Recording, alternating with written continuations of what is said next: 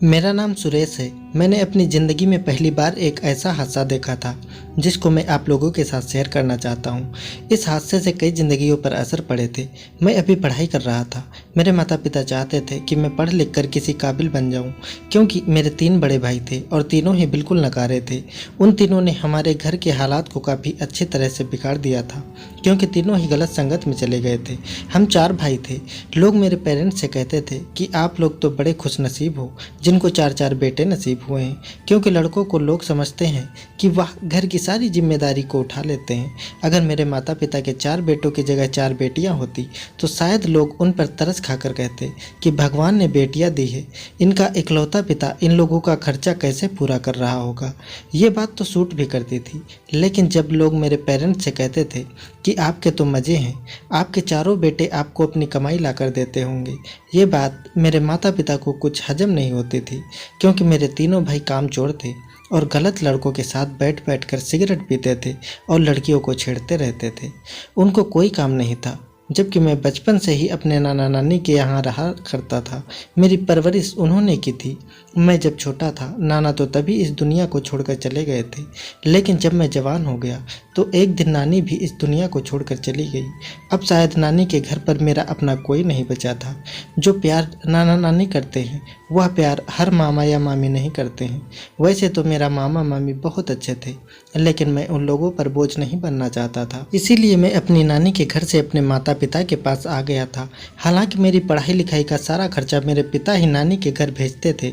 मेरे माता पिता मुझसे बहुत खुश रहते थे और उन लोगों को मुझसे बहुत सारी उम्मीदें थी।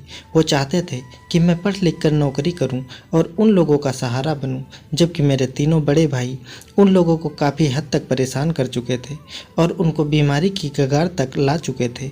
वो दोनों अपनी औलाद के बिगड़ने की वजह से बीमार रहने लगे थे, लेकिन मैं उनकी परेशानी को अच्छी तरह से समझता था।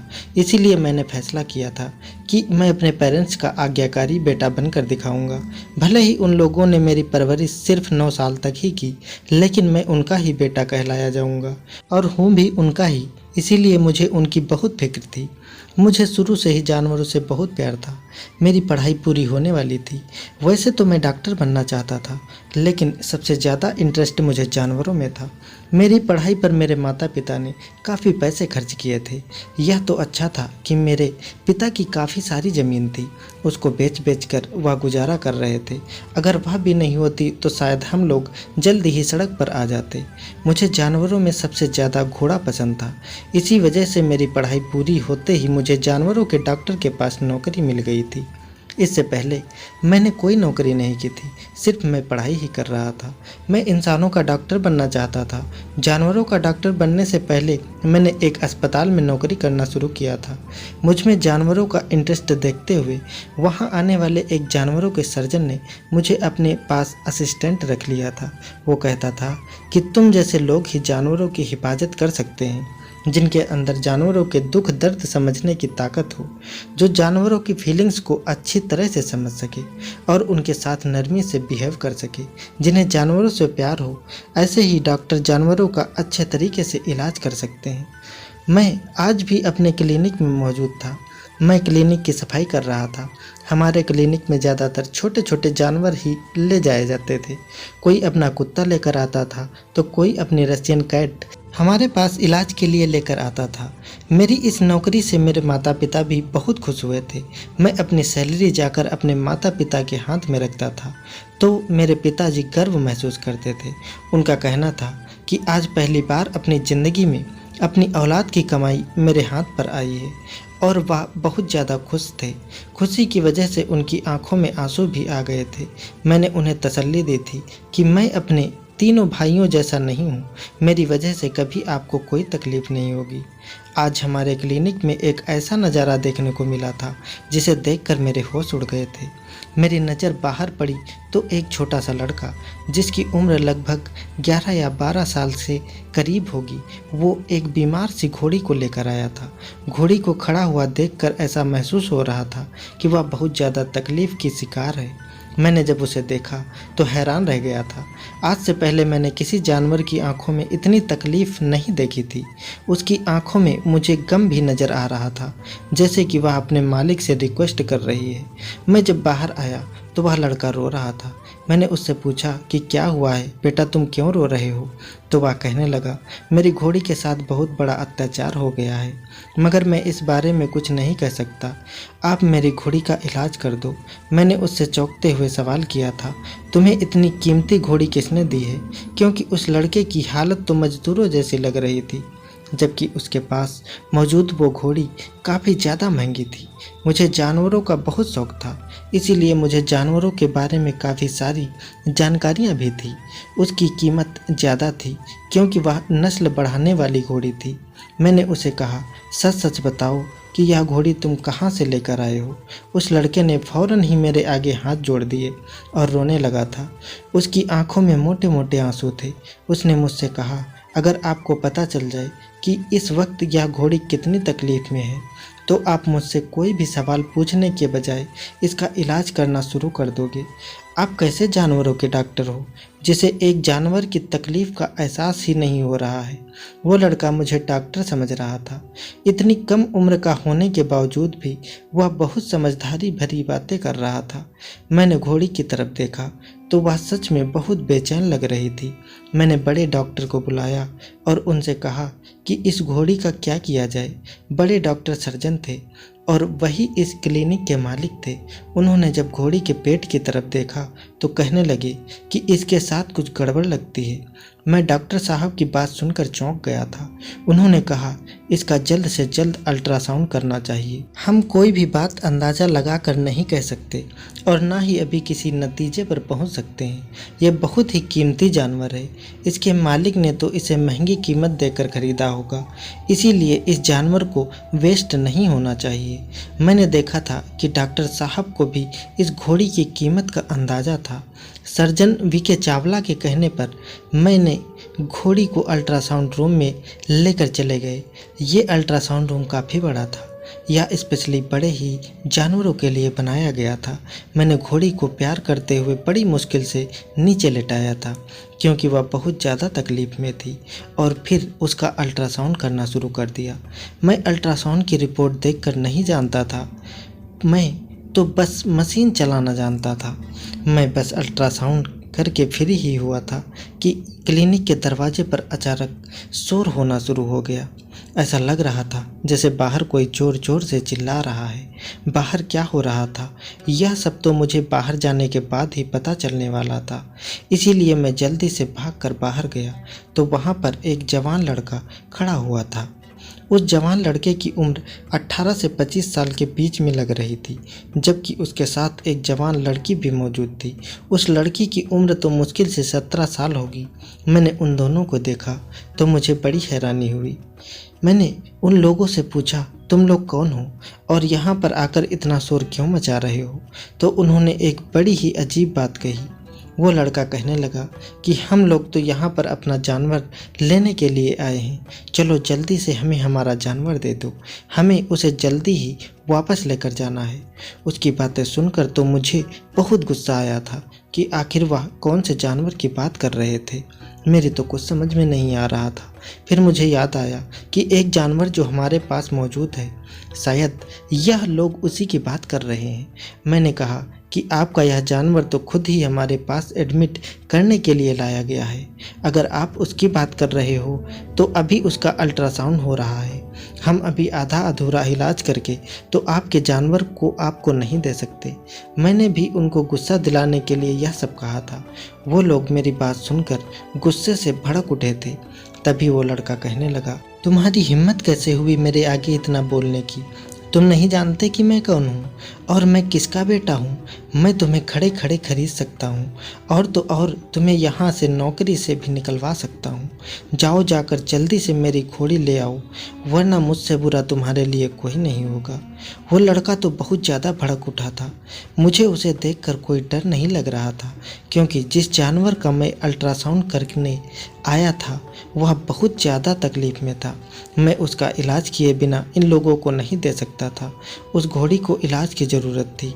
अब मुझे इन इन दोनों लड़का लड़की पर शक होने लगा था, क्योंकि कोई भी आम आदमी छोटी सी बात पर इतना भड़कता नहीं है। लेकिन ये लड़का जितना भड़क रहा था, इस हिसाब से तो साफ पता चल रहा था कि इसके दिल में कोई चोर जरूर है, या फिर यह खुद ही कोई चोर है जो मुझे धमकाने की कोशिश कर रहा है। इतने में ही डॉक्टर साहब आ गए थे। उन्होंने मेरी तरफ देखकर कहा, सुरेश, ये घोड़ी इस लड़के के हवाले कर दो। वैसे भी हम ऐसे जानवरों का इलाज नहीं करते जिनके मालिक इनके इलाज के लिए सीरियस ही ना हो। ये लड़का और लड़की बहुत ही जल्दी में लग रहे थे। मुझे तो इन दोनों को देखकर कुछ गड़बड़ लग रही थी, पर मेरी समझ में नहीं आ रहा था कि डॉक्टर साहब ने मुझे इन लोगों को घोड़ी देने के लिए क्यों कह दिया है। वह बेचारी तकलीफ़ में थी, मैं उसका इलाज करना चाहता था। मुझसे उसकी तकलीफ़ देखी नहीं जा रही थी। मैं चाहता था कि उसका इलाज हो जाए और वह बिल्कुल ठीक हो जाए, तब उसे अस्पताल से लेकर जाया जाए। वो दोनों इस घोड़ी का इलाज नहीं करना चाहते थे। मैं और डॉक्टर चावला दोनों ही उस लड़का और लड़की पर शक कर रहे थे। हमने घोड़ी हवाले कर दी थी। उन लोगों को कुछ सुकून आया था। वो जो बच्चा घोड़ी को लेकर आया था वह बहुत ही खामोश था। अब वो कुछ नहीं बोल रहा था। उन दोनों लड़का लड़की ने बताया कि यह बच्चा तो हमारे घर का नौकर है। ये हमारी परमिशन के बिना ही हमारी घोड़ी को यहाँ लेकर आ गया था और हम अपनी घोड़ी को ढूंढ रहे थे। हमें पता चला कि यह यहाँ पर आया है। हम इसको ढूंढते हुए यहाँ तक आ गए। इसे तो ना तमीज़ है और ना ही तरीका है। आज यह मेरे हाथों से बच नहीं पाएगा, बल्कि मैं इसे खड़े खड़े नौकरी से निकाल रहा हूँ। उस जवान लड़के ने छोटे बच्चे पर चलते हुए ऐसा कहा था और छोटे बच्चे को नौकरी से निकाल दिया और कहने लगा कि कहीं और जाकर अपनी मनमानी करना। अब अगर तू मुझे मेरे घर के आसपास भी दिख गया तो मैं तुझे जान से मार दूंगा। वो बच्चा उस लड़के की बात सुनकर रोने लगा था और कहने लगा कि मैं तुम्हारे अत्याचार की दास्तान सारी दुनिया को सुनाऊंगा। वो दोनों लड़का लड़की उस छोटे बच्चे की बात को इग्नोर करते हुए वहाँ से चले गए थे। आज हमारे क्लिनिक पर काफ़ी हंगामा हो गया था। पता नहीं, मुझे ऐसा लग रहा था कि जैसे वह बच्चा झूठ नहीं कह रहा है। उसके दिल में कोई ना कोई ऐसी बात तो थी जो वह कहना चाह रहा था, बल्कि मुझे लग रहा था कि उसके मन में कोई तो ऐसा सच था जो वह हमें बताना चाहता था। मैंने डॉक्टर साहब से भी यही कहा था कि हमें इस केस को इस तरह ही नहीं छोड़ना चाहिए था, मगर डॉक्टर साहब भी जिद में आ गए थे कि हम ऐसे लोगों के जानवरों की हिफाजत क्यों करें, जबकि वह खुद ही अपने जानवरों में दिलचस्पी नहीं रखते हैं। मुझे तो अफसोस हो रहा था। जब वह लोग अपनी घोड़ी को लेकर जा रहे थे तो वह बेचारी बहुत तकलीफ में थी और उसकी हालत बहुत गंभीर हो रही थी। इस बात की दिलचस्पी और इंटरेस्ट मेरे दिमाग में इस तरह भरा हुआ था कि मैं इस बच्चे के पीछे पीछे चल पड़ा था। डॉक्टर चावला मेरी आदत को अच्छी तरह से जानते थे, इसीलिए उन्होंने मुझे रोकने की कोशिश नहीं की थी। फिलहाल मैं इस लड़के के पीछे पीछे चला गया था और देखना चाहता था कि आखिर ये कहाँ जा रहा है। थोड़ी दूर जाकर वह एक जगह पर बैठ गया और वहाँ बैठकर बुरी तरह से रोने लगा। उसको फूट फूट कर रोता हुआ देखकर मैं उसके करीब चला गया था और उससे पूछा था कि तुम्हें क्या हुआ है, नौकरी से निकल जाने का दुख हो रहा है। उसने कहा, नहीं नहीं, मुझे दुख नहीं, नौकरी का नहीं है, उस जानवर के जाने का दुख हो रहा है। मुझे इस जानवर की रखवाली के लिए रखा गया था। मुझे उसकी हालत देखकर बहुत तरस आ रहा था। मैं उसका इलाज करवाने के लिए उसे तुम लोगों के पास ले आया था। मुझे अपनी नौकरी जाने का बिल्कुल भी डर नहीं है।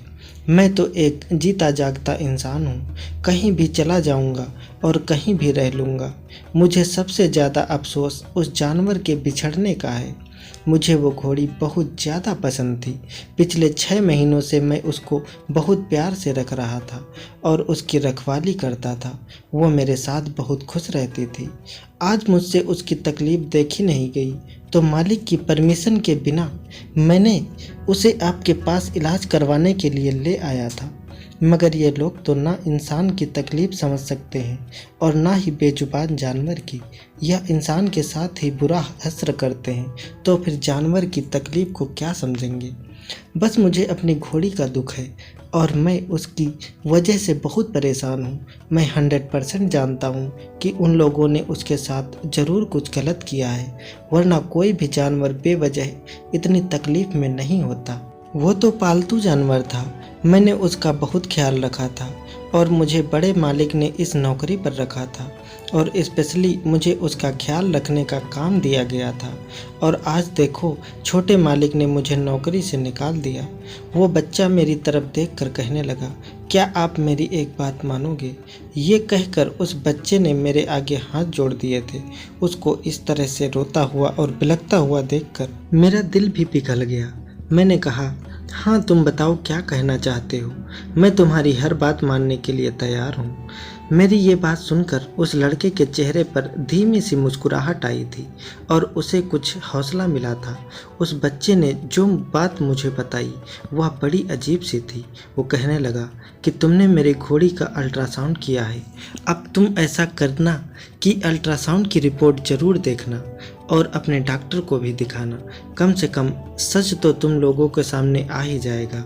अगर तुम ऐसा नहीं कर सकते और तुम्हारे अंदर हिम्मत नहीं है ऐसा करने की, तो तुम वह रिपोर्ट आते ही पुलिस को दे देना।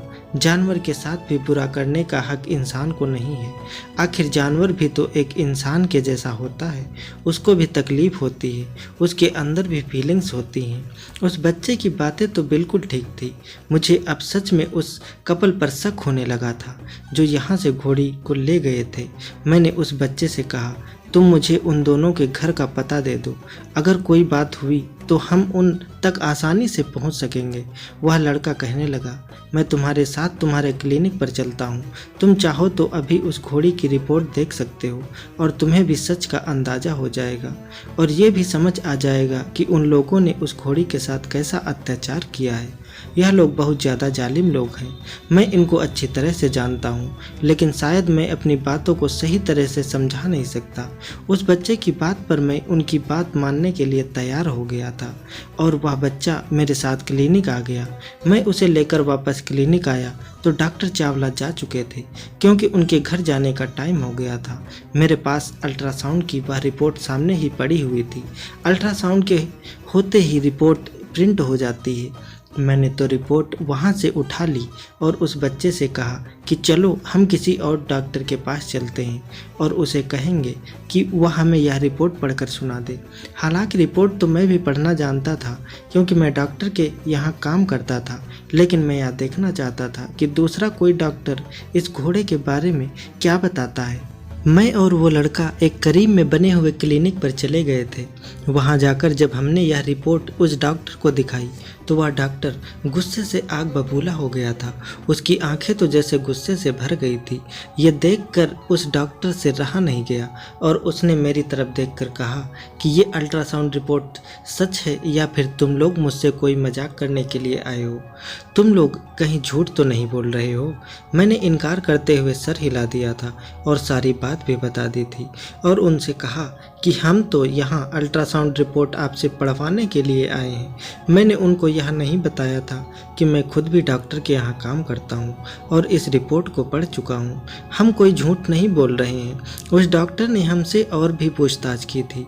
वह कहने लगा कि तुम सच बताओ वरना बाद में तुम्हारे साथ बहुत बुरा होगा, क्योंकि तुम लोगों ने जुर्म किया है। इसकी सज़ा बहुत बड़ी है और बहुत ही बुरी भी है।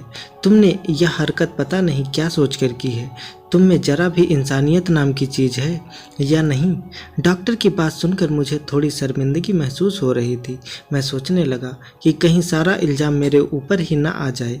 मैंने उस बच्चे से कहा कि तुम अपना बयान रिकॉर्ड करवा दो। ऐसा लग रहा था कि मामला बहुत ज़्यादा सीरियस होने वाला है और फिर सीरियस होने वाली बात ही थी, कहीं हम लोग यहाँ पर फंस ना जाएं। लेकिन फिर मेरे पास एक और भी तरीका था। मैं उनको बता सकता था कि मैं कहाँ से आया हूँ और कौन हूँ। इतनी ही देर में डॉक्टर साहब ने फ़ोन पर हाथ रख दिया और करीब के ही पुलिस स्टेशन में कॉल कर दी। मुझे तो इस बात की समझ नहीं आ रही थी कि अल्ट्रासाउंड रिपोर्ट में आखिर यह सब क्यों और कैसे आ गया था। मैं कंफर्म करने के लिए इस डॉक्टर के पास आया था, लेकिन मैं दिमाग नहीं लगाया कि मैं इस तरह से फंस भी सकता था। दरअसल इस घोड़ी के पेट में कुछ ऐसा था जिसके बारे में सुनकर शायद आप लोग भी चौंक जाएंगे। मुझे आज इस जानवर पर बहुत ही अफसोस हो रहा था। 20 मिनट बाद ही पुलिस भी आ गई थी। पुलिस की गाड़ी क्लिनिक के बाहर खड़ी हुई थी। डॉक्टर ने हम दोनों को पुलिस के सामने खड़ा कर दिया था और पुलिस वालों को पूरी बात बता दी थी।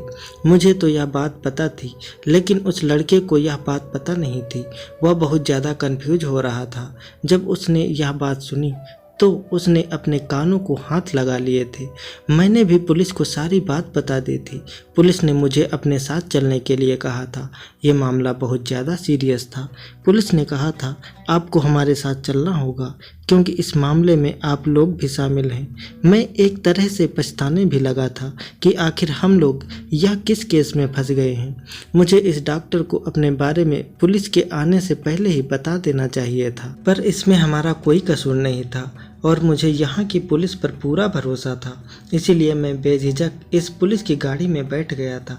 अभी मुझे पुलिस को लेकर उन लोगों के घर भी जाना था जो लोग उस घोड़ी को ले गए थे।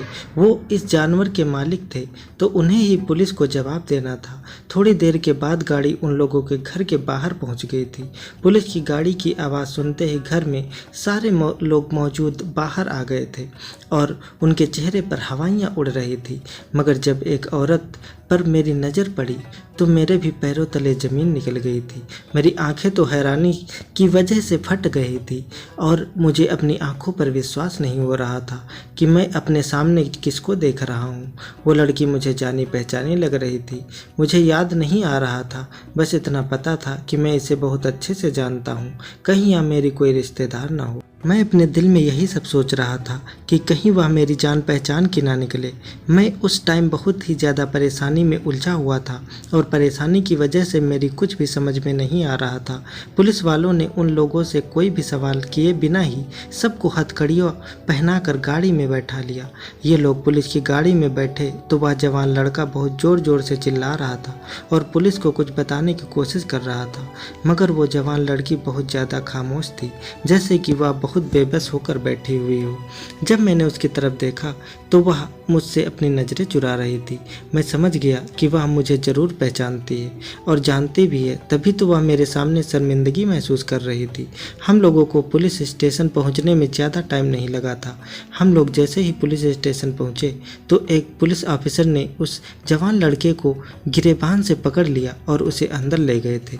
पुलिस का गुस्सा देखकर लग रहा था कि पुलिस को इस लड़के पर बहुत ज़्यादा गुस्सा आ रहा है, क्योंकि उसने बहुत बड़ा जुर्म किया हुआ था। मैंने सोचा कि मुझे इन लोगों के नौकर से एक बार और बात कर लेनी चाहिए, जो कि इन लोगों के साथ ही बैठा हुआ था, मगर पुलिस के तेवर देखकर मुझ में हिम्मत नहीं हो रही थी कि मैं इनमें से किसी से भी कोई बातचीत कर सकूं, क्योंकि मैं तो खुद यह सब कुछ देखकर हैरान रह गया था। यह केस सच में बहुत ही ज़्यादा उलझा देने वाला था। वैसे भी मैं इनमें से किसी को नहीं जानता था। मुझे लोगों से ज़्यादा नए नए तरीके की बातें भी करनी नहीं आती थी। मैं सिर्फ अपने काम से काम रखता था। मुझे पक्का यकीन था कि मुझे थोड़ी ही देर में यहाँ से रिहा कर दिया जाएगा, क्योंकि इसमें मेरी कोई गलती नहीं थी। मैंने अपने सीनियर डॉक्टर चावला का नाम बता दिया था, जिनके पास से मैं असिस्टेंट की नौकरी करता था। पुलिस स्टेशन में मामूली सी कार्यवाही के बाद मुझे बाइज्जत बरी कर दिया गया था। जब मैं पुलिस स्टेशन से वापस आया तो डॉक्टर चावला मेरा इंतज़ार कर रहे थे। आते ही वह मुझ पर बरस पड़े और बोले, मैंने तुमसे कितनी बार कहा है कि तुम इन हरकतों से दूर रहा करो। तुम जानते भी हो कि तुम्हारी इन हरकतों से हमारे क्लिनिक का नाम बदनाम हो सकता है, मगर तुम ऐसे हो ही नहीं कि तुम मेरी बात मान लो। अगर आगे से तुम बाज नहीं आए तो मैं तुम्हें नौकरी से निकाल दूंगा। जानते हो कि उस लड़के के साथ क्या हुआ है जो अपनी घोड़ी यहाँ से ले गया था? मैं समझ नहीं पा रहा था कि डॉक्टर चावला किस तरह की बात करने की कोशिश कर रहे हैं। मैं उनकी बात को समझ नहीं पाया था और सर हिलाने लगा था। वो कहने लगे कि उस लड़के ने बहुत बड़ा गुनाह किया है, और तो और मेरे पास वो अल्ट्रासाउंड रिपोर्ट भी नहीं है कि मैं देख सकूं कि आखिर उसमें ऐसा ऐसा कौन सा जुर्म किया है, मगर पुलिस स्टेशन में मुझे यही बताया गया था कि उस लड़के के जुर्म की सज़ा फांसी से कम नहीं है और वो इस दुनिया में नहीं रह सकता, क्योंकि आरोपी लोगों के लिए इस दुनिया में कोई जगह नहीं है। इस बात ने तो मुझे हैरान कर दिया था। मैं सोच भी नहीं सकता था कि उस घोड़ी का मालिक इतना बड़ा गुनाह कर देगा कि उसे इस दुनिया से ही जाना पड़ेगा और अपनी ज़िंदगी से भी हाथ धोने पड़े जाएंगे। मैंने डॉक्टर चावला से किसी तरह की कोई बात नहीं की थी और ना ही कोई जिद की थी और ना ही उनसे पूछा कि असल बात क्या है, क्योंकि मैं पहले ही इस बात को जानता था। उनको मैंने ऐसे ही रिएक्ट करके दिखाया जैसे मैं कुछ नहीं जानता हूँ। एक बार मैं उनकी बात ना मानकर उनके गुस्से में बढ़ावा पैदा कर चुका था, लेकिन अब मैं यह नहीं चाहता था कि अगर उन्हें पता चले कि वो रिपोर्ट मैंने ही उनके लैब से उठाई थी और तो और मैं ही पुलिस स्टेशन गया था, तो इस बात पर उन्हें और ज़्यादा गुस्सा आ जाएगा। मैं उन्हें और ज़्यादा तंग नहीं करना चाहता था, मगर मेरे दिल में बहुत सारे सवाल पैदा हो रहे थे। मैं बस ये जानना चाहता था कि आखिर उस आदमी ने ऐसा क्यों किया था। लेकिन फ़िलहाल अभी मेरे घर पर मेरे पिताजी की तबीयत ठीक नहीं चल रही थी, इसीलिए मैं इस मामले को और ज़्यादा नहीं बढ़ाना चाहता था और इधर डॉक्टर चावला को भी मैं और गुस्सा नहीं दिलाना चाहता था। इसीलिए मैंने खामोश रहना ही बेहतर समझा और अपनी नौकरी के दौरान इस बात को भूलने की कोशिश की थी। उस लड़के को फांसी की सज़ा भी हो गई थी, क्योंकि वह इसी का हकदार था।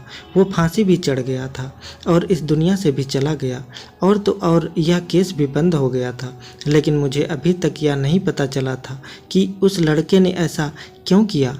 ना ही मैं डॉक्टर चावला से इस बारे में पूछ सकता था और ना ही इस बारे में कोई डिस्कस कर सकता था, क्योंकि अभी उनको मेरी करतूत के बारे में नहीं पता था। दिवाली की छुट्टियां हुई तो डॉक्टर चावला ने मुझे मेरी ईमानदारी के बदले में कोई इनाम देने का सोचा था। मैंने उनसे कहा था कि मैं कुछ दिनों की छुट्टियों पर अपने माता पिता के साथ रहना चाहता हूँ। सच कहूँ तो मेरे माता पिता की तबीयत इन दिनों ठीक नहीं चल रही है। मैं कुछ दिन उनके साथ रहना चाहता हूँ, मगर मैं ये नहीं जानता था कि अपने घर में कुछ दिन परमानेंट रहने पर मुझे इस सच्चाई के बारे में पता चल जाएगा, जिसने नौकरी करते हुए लगातार मुझे उस उलझन में उलझाए रखा था। मैंने डॉक्टर चावला से 20 दिन की छुट्टी ले ली थी और मैं 2 दिन से लगातार अपने घर में ही था। मुझे मेरी मम्मी ने बताया था कि मेरे चाचा की बेटी सोना, जो इस दिनों हमारे ही शहर में रह रही है, वह आज हमारे घर आने वाली है। सोना जब हमारे घर आई तो मैं उसे देखते ही पहचान गया था। वह मेरे चाचा की बेटी थी। मेरे चाचा तो विदेश में रहते थे और वह भी उनके साथ वहीं पर रहने के लिए चली गई थी, लेकिन उसे तो मैं अपने शहर में ही देखा था और मेरी माँ बता रही थी कि वह विदेश से आज ही हमारे घर आ रही है।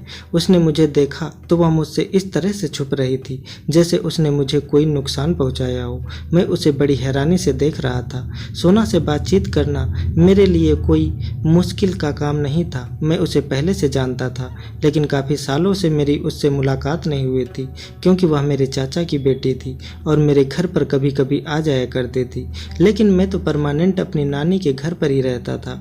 मेरे चाचा की फैमिली विदेश में चली गई थी, इसीलिए मेरी सोना से मुलाकात काफ़ी सालों में हुई थी। वो मुझसे बात नहीं करना चाहती थी, तो मैं भी खामोशी से ही बैठा रहा, लेकिन फिर उसकी बेचैनी उसको मेरे पास खींच ले आई थी। पता नहीं उसे किस बात की बेचैनी हो रही थी। वो बार बार मुझे देखती और ऐसा लगता जैसे वो मुझसे कोई बात करना चाहती है। तभी मैंने उससे पूछा, क्या बात है, तुम मुझसे कुछ कहना चाहती हो? तो वो मेरे आगे हाथ जोड़ने लगी, कहने लगी, भगवान के लिए मेरा ये राज अपने पास ही रखना। प्लीज़ अपने मम्मी पापा को इसके बारे में कुछ मत बताना कि तुम मुझे पहले भी इस शहर में देख चुके हो। किसी को मत बताना कि तुमने मुझे वहाँ पर देखा था, क्योंकि तुम्हारे मम्मी पापा तो क्या, बाकी सारे रिश्तेदार भी यही जानते हैं कि मैं विदेश से ही आई हूँ। प्लीज़ किसी को मत बताना कि तुमने मुझे वैसी हालत में देखा था, और वह घोड़ी वाली बात भी किसी को मत बताना, वरना मेरा जीना दुश्वार हो जाएगा। मैं सोना को बड़ी हैरानी से देखने लगा था। मैंने उससे कहा, आखिर उस घोड़ी की मौत से तुम्हारा क्या ताल्लुक है? और वो लड़का उसके साथ तो तुम ऐसे थी जैसे वह तुम्हारा हस्बैंड हो। वो कहने लगी, हाँ बात ऐसी ही थी, मैं उसके साथ घूम रही थी। पर मैं उसकी पत्नी नहीं थी, वो मेरा हस्बैंड भी नहीं था। तुम ये बात यहाँ किसी को बताओगे तो मेरे लिए जीना दुश्वार हो जाएगा। भगवान के लिए तुम यह सीक्रेट अपने पास ही रखना, क्योंकि तुम्हारे दिमाग में यह सब जानने के लिए बहुत सारे सवाल होंगे और तुम यह भी जानना चाहते होगे कि उस घोड़ी के साथ मेरा क्या संबंध था। इसीलिए मैं तुम्हें सच सच बता दूंगी। मेरे दिल में बहुत सारे एहसास थे। मैंने जो किया मुझे उसका अफसोस सारी ज़िंदगी रहेगा। मगर क्या करती, एक औरत भी तो मर्द की बातों में आ जाती है और बेवकूफ़ बन जाती है, मोहब्बत के झांसे में आसानी से आ जाती है। मैंने ज़िंदगी में कभी सोचा भी नहीं था कि मैं किसी ऐसे इंसान के बहकावे में आ जाऊंगी। मगर तुम देख लो कि मैं आज किस हालत में तुम्हारे सामने खड़ी हुई हूँ। जब हम लोग विदेश गए थे तो मुझे राहुल से प्यार हो गया था। ये इंडियन था, इसीलिए मैंने इस पर आसानी से भरोसा कर लिया। इसने मुझे अपने प्यार के जाल में फंसा लिया था। हालांकि मेरे माता पिता इससे मेरी शादी करने को तैयार नहीं हो रहे थे, इसीलिए मैं राहुल के साथ भागकर इंडिया आ गई थी। इस बारे में किसी को नहीं पता था कि मैं उसके साथ भागकर कहाँ गई हूँ। मैं घर पर लेटर लिख कर छोड़ आई थी कि मुझे ढूंढने की कोशिश मत करना, वरना मैं अपनी जान ले लूँगी। जब राहुल मुझे यहाँ लेकर आया तो उसने मेरी साथ शादी नहीं की, बल्कि मेरी इज्जत का गलत फ़ायदा उठाया था। उसने विदेश में कहा था कि वह मुझसे शादी करेगा, लेकिन जब वह मुझे यहाँ लेकर आया तो बिना शादी किए ही मैं और राहुल एक बच्चे के माता पिता बन गए थे। वो मुझसे कहने लगा कि यह बहुत गलत हो गया है, मैं इस तरह से तुम्हारे साथ नहीं रह सकता। अगर मेरे पेरेंट्स को इस बारे में पता चल गया तो मेरे पेरेंट्स हम दोनों की जान ले लेंगे। राहुल ने मेरे बच्चे को मौत की वादी में उतार दिया था। मैं अपने बच्चे को बचाने के लिए बहुत रोई थी, लेकिन उसने मेरी कोई बात नहीं सुनी। और आगे की बात सुनकर तो तुम यकीन नहीं कर पाओगे कि उस बच्चे को लोगों की नज़र से छुपाने के लिए, जब उसे कोई ठिकाना नहीं मिला कि इस बच्चे को लोगों की नज़र से छुपा सके, तो उसने मेरे बच्चों के टुकड़े टुकड़े करके अपनी घोड़ी के चारे में मिलाकर उसे खिला दिया। क्योंकि आज तक ना जाने ऐसे कितने हादसे हो चुके हैं कि कोई भी अगर किसी लाश को छुपाने की कोशिश करता है तो पुलिस उसे ढूंढ ही निकालती है। लेकिन राहुल इस प्लान में भी फेल हो गया था। तुम जो अल्ट्रासाउंड की रिपोर्ट डॉक्टर के पास लेकर चले गए थे, अपने इस राज को छुपाने के लिए ही तो उसने इस जानवर का इस्तेमाल किया था। मेरे बच्चों के मांस के टुकड़े जब चारे में मिल गए तो घोड़ी ने उसे खा लिया था। उसके बाद ही उसकी तबीयत बिगड़ गई और जब तुमने अल्ट्रासाउंड किया तो अल्ट्रासाउंड रिपोर्ट में मेरे बच्चे के मांस के टुकड़े घोड़ी के पेट में साफ नजर आने लगे थे। मैंने उसे बताया कि यह बात मैं अच्छे तरीके से जानता था कि घोड़ी के पेट में इंसान के मांस के टुकड़े हैं, लेकिन अभी मैं ज़्यादा परफेक्ट असिस्टेंट नहीं हूँ। इसीलिए अपनी इस बात को कन्फर्म करने के लिए मैं दूसरे डॉक्टर के पास इस अल्ट्रासाउंड रिपोर्ट को नौकर के साथ लेकर चला गया था। सोना ने बताया कि वो घोड़ी राहुल के पिता की थी और उसकी रखवाली करने के लिए उस 11 साल के बच्चे को रखा गया था, क्योंकि वह घोड़ी बहुत ही ज़्यादा एक्सपेंसिव थी और राहुल के पिता को जानवर पालने का बहुत ज़्यादा शौक था। राहुल ने अपने ही घर में जानवर के साथ ऐसा किया था और उसको उसके किए की सज़ा मिल गई है। राहुल पहले सलाखों के पीछे और फिर कत्ल के जुर्म में इस दुनिया से चला गया, क्योंकि सोना ने भी पुलिस में सारी बातें बता दी थी, जिसकी वजह से राहुल का बचना तो इम्पॉसिबल हो गया था। वह अपने पिता के सामने उनकी नज़रों में गिरना नहीं चाहता था, इसलिए आज वह भगवान की नज़रों में भी गिर गया है और अपनी जान से भी हाथ धो बैठा है। सोना अपनी कहानी बताने के बाद बहुत रो रही थी, क्योंकि उसने भी तो अपने माता पिता को राहुल की खातिर धोखा दिया था। सोना को मैंने रेंट पर एक कमरा दिलवा दिया है। वह जॉब करती है और अपने माता पिता से माफ़ी मांगने की कोशिश कर रही है। मैं आप लोगों से रिक्वेस्ट करता हूँ कि उसके लिए प्रार्थना करें। मेरे चाचा चाची उसे माफ़ कर दें और उसे रहने के लिए जगह दे दें, क्योंकि मोहब्बत में इंसान अंधा हो जाता है और उसे समझ नहीं आता है कि वह क्या कर रहा है और क्या नहीं। अब सोना से गलती हो गई थी, जिसकी सज़ा उसे मिल गई थी, बल्कि बहुत बड़ी मिली थी। मैं तो अपनी क्लिनिक वाली जॉब में ही खुश हूँ। मेरे माता पिता भी मेरे ऊपर गर्व महसूस करते हैं। दोस्तों, उम्मीद करता हूँ आपको हमारी कहानी पसंद आई होगी। कहानी पसंद आई है तो वीडियो को लाइक करें, चैनल पर नए हैं तो चैनल को सब्सक्राइब करें और हाँ, नोटिफिकेशन बेल को ज़रूर दबाएं ताकि अगली अपडेट सबसे पहले आपको मिले। धन्यवाद दोस्तों।